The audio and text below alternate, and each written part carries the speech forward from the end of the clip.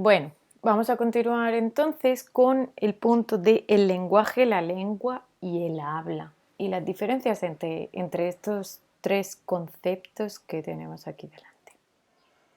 Vamos a pensar, si nos acordamos un poquito de que el lenguaje eran todos aquellos códigos que a nosotros nos permiten comunicarnos.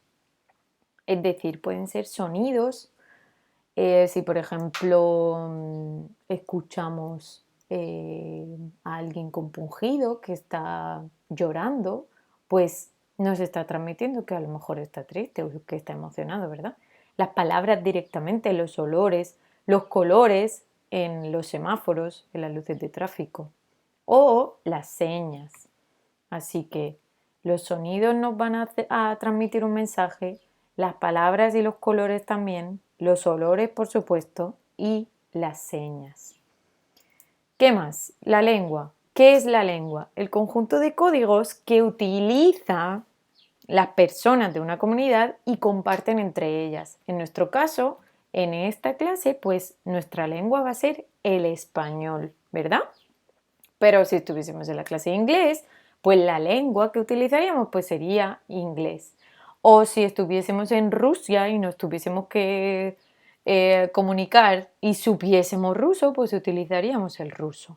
O si tuviésemos compañeros sordomudos a los que tuviésemos que hablarle por lenguaje de signos, pues esa sería nuestra lengua. Así que es el conjunto de códigos que todas las personas de una comunidad comparten para transmitir los mensajes que quieren. ¿Y el habla? ¿Qué es el habla? Pues es la forma personal e individual de expresión. Es decir, esto es de cada uno. Cada uno tiene su tono, cada uno tiene y utiliza unas palabras concretas y cada uno tiene un acento, ¿verdad? Vosotros habréis notado que yo no tengo el mismo acento seguramente que la mayoría de vosotros y ni siquiera entre vosotros tenéis el mismo acento, ni siquiera en diferentes partes de Puerto Rico se habla de la misma manera, ni se dicen las mismas palabras tampoco, ¿verdad? Y el tono que utilizamos, pues de igual manera no tiene por qué ser el mismo y no va a ser el mismo. ¿Por qué? Porque hay tantas hablas como personas hay en el mundo. Es decir, cada uno de nosotros tiene un tono, utiliza unas palabras y un acento diferente. Y si lo hacemos correctamente, todas son válidas. ¿De acuerdo? La coma, este signo de puntuación que tenemos aquí, pero que a veces dudamos un poco de cuándo utilizarlo. Así que vamos a pensar y vamos a recordar que la coma se utiliza para separar enumeraciones. Por ejemplo, me gustan mucho las zanahorias, coma, la lechuga, coma, el pescado y el maíz. No puedo escribir todas las palabras del tirón sin escribir la coma porque el que lo lea se ahoga. La coma es para coger un respirito, así cortito, pero me gustan mucho las zanahorias, la lechuga, el pescado y el maíz, y me da tiempo de respirar entre cada una de las palabras mientras estoy leyendo.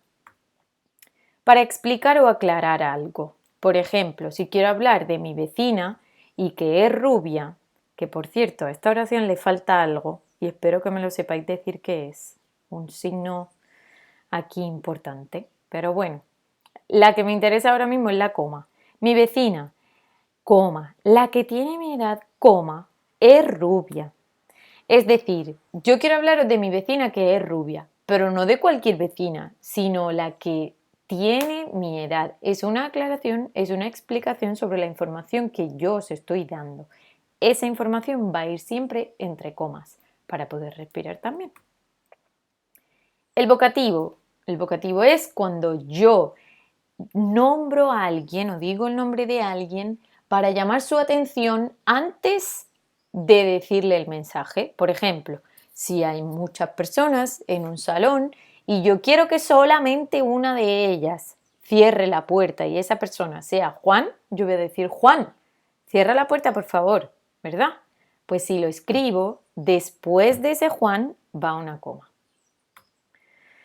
El cuento, mira, aquí os he puesto uno de mis cuentos preferidos que se llama Así es la vida, que espero poder contaros prontito. Y vamos a pensar en cuáles son las partes del cuento. Siempre tiene una estructura, siempre, pues si queremos escribir o queremos leer o queremos transmitir un cuento, vamos a ver que siempre tiene una estructura que consta básicamente de 3 elementos: la introducción, el desarrollo y el desenlace. ¿Qué ocurre en la introducción? Pues que nos presentan a los personajes. Vamos a saber quién va a formar parte de la historia. El desarrollo. Se nos van a presentar una serie de sucesos hasta llegar al punto de máxima tensión. Máxima tensión, máxima expectación, y ese se llama el nudo. El desenlace nos va a presentar una solución a los problemas que nos han puesto en el desarrollo, a estos sucesos. Así que nos guste más o nos guste menos, el final de un cuento, ese va a ser su desenlace, el final. Así que la estructura del cuento es introducción, desarrollo y desenlace. La división silábica. Yo sé que esto seguramente no os guste tanto porque es un poco más teórico, pero lo vamos a hacer rapidito y vamos a practicar bastante sobre ello para que sepamos cómo se dividen las palabras y cuándo se acentúan o no y por qué. Aquí tenemos una palabra clave que dice golpes de voz. Es decir, tenemos que tener en cuenta cuáles son las sílabas fuertes, las que recogen la mayor de las fuerzas cuando nosotros decimos una palabra. Vocales abiertas: A, E, O. Vocales cerradas: I, U. Si nos fijamos, vamos a pensar y vamos a vocalizar bien estas 5 vocales que son las de nuestro alfabeto español: A, E, O, vocales abiertas, I, U. Si nos fijamos bien, la I y la U tendrán una posición de los labios mucho más cerraditas que las otras. Para esto, para explicaros lo siguiente, teníamos que ver cuáles eran las vocales abiertas o cerradas. Ahora pues, el diptongo. ¿Qué es el diptongo? ¿Qué es el triptongo? ¿Y qué es el hiato? Estas palabras súper raras, yo estoy segura de que os suenan, no estoy tan segura de que nos acordemos todos y todas de qué eran, pero para eso estamos aquí. Diptongo: 2 vocales. Cualquier vocal más I o cualquier vocal más U. Ese es el diptongo. 2 vocales juntas, cualquiera más I, cualquiera más U. Vocal más I, vocal más U. Triptongo: 3 vocales juntas, I o U, I, U más cualquier vocal más I, U. 3 vocales juntas entre 2 vocales cerradas. Hiato: 2 vocales abiertas, A, E, o una vocal con la I con tilde o acento ortográfico o cualquier vocal con la U con tilde o acento ortográfico. Los diptongos y los triptongos no se separan. Vocal más I y vocal más U no se separan en sílabas. Ni cuando hay 3 vocales y la de en medio está entre I o U, tampoco se separa. IU más vocal más IU no se separa. A no ser que estén acentuadas o con tilde, que entonces sería un hiato, que sí que se separa. Vamos a hacer algunos ejercicios sobre esto más adelante para que me demostréis si sabéis dividir en sílabas y cómo acentuáis las palabras y por qué. Para ello vamos a pasar al repaso del acento ortográfico. ¿Qué tipos de palabras tenemos según su fuerza de sílaba? Pues tenemos las agudas, las llanas, las esdrújulas y sobreesdrújulas. Que a mí me encanta esto porque es una división de palabras que nos clarifica un montón. Las agudas son aquellas palabras que tienen su fuerza en la última sílaba. Camión, ratón, repercusión y así. Llanas, las palabras que tienen en la penúltima sílaba.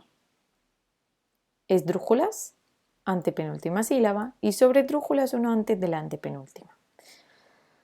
¿Cuándo se acentúan las agudas? ¿Cuándo se acentúan las llanas? ¿Cuándo se acentúan las esdrújulas y las sobresdrújulas? No tienen por qué llevar acento porque no siempre lo llevan, pero cuando lo llevan tenemos que escribirlo. Las agudas se acentúan cuando terminan en NS o vocal, las llanas cuando no terminan en NS o vocal, y las esdrújulas y las sobresdrújulas, que son las más fáciles, pues se acentúan siempre. Vamos a hacer algún repaso de esto también para que me demostréis si sabéis acentuar o no. Y por último, las reglas de la H y las reglas de la X. ¿Cuándo escribimos H y en qué palabras? Que es una letra un poco difícil porque no la escuchamos, pero hay que escribirla cuando la lleva la palabra, ¿ok? Y las reglas de la X, que a veces nos confundimos por la S o por la S y la C o por la doble C. Así que la H, siempre van a llevar H los verbos haber, hacer, hallar, hablar y habitar y todas sus formas conjugadas. Es decir, hablar, Elena está hablando en este momento. Hablando va a llevar H porque viene de hablar. Habitar, hallar, hacer y haber. Palabras que comienzan por ya, ye, hue, hui. Huevo, hielo, huida, hiato, llevan H. Palabras que comienzan por isto, osp, orm, erm y og. Hospital, hormiga, hermoso, hogar, historia, por ejemplo, ¿verdad? Prefijos emi, ema, hidra, hidro. También van a llevar H siempre. Palabras con X. Cuando comienzan por seno, cero, silo. A veces no se escucha y no lo pronunciamos como X. No, pero llevan X. Seno, xeno, cero, silo. ¿Ok? Ex más PR o PL. Explorador, por ejemplo, ¿verdad? No vamos a escribir CS ni vamos a escribir S. Explorador. Y palabras que empiezan por ex o extra. Exjugador, extraterrestre. Llevan X. Y ahora para ejercitar la mente, pues hemos propuesto estos ejercicios. Por ejemplo, vamos a pensar en un ejemplo de cada uno de los géneros literarios que hemos visto en la primera diapositiva. Teníamos la lírica, género narrativo, género dramático. Pues si nos acordamos de la lírica, está estructurada como poemas o como canciones, ¿verdad? Es la estructura que tienen los poemas o las canciones. Pues yo voy a poner un ejemplo de lírica, sería el poema La vida es sueño de Calderón de la Barca, por ejemplo. Género narrativo, pues yo voy a escribir Don Quijote de la Mancha de Miguel de Cervantes, por ejemplo. Puede ser cualquier narración que os guste de cualquier persona. Dramático, acordad que tenía que ser cualquier escrito que pudiese ser representado en un escenario o en una película.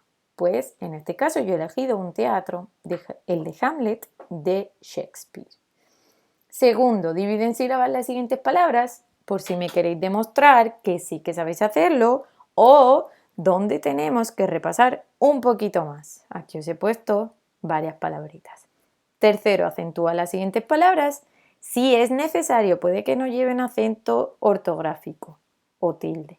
Y di si son agudas, llanas o esdrújulas y por qué lo son, por lo que hemos visto de la fuerza de la sílaba. Añade H o X o S, porque a lo mejor lleva S, si lo necesitan las siguientes palabras. Hemisferio, electrónico, hipermercado, hidratante, xilófono, extraterrestre, exgobernador. Y con esto y un bizcocho nos vamos a preparar para la siguiente sesión de la semana que viene.